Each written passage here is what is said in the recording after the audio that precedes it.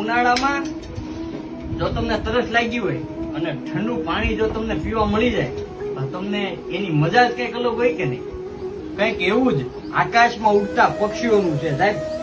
એ આપણી જેમ બોલી તો નથી શકતા, પણ તરસ એને આપણા જેવી જ લાગે છે.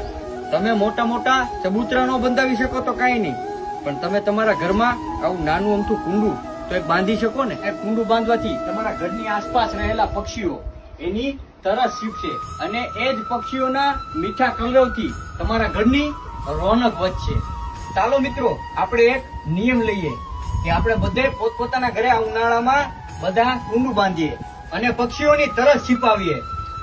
બને ને તો આ વિડીયોને તમારા 5-10 મિત્રોને શેર કરી દો, જેનાથી જો તમારો એક પણ મિત્ર જો ઘરે કુંડું લગાવશે ને તો નીચે વાળો તો રાજી નહીં થાય, પણ મારો ઉપર વાળો જરૂરથી રાજી થાય.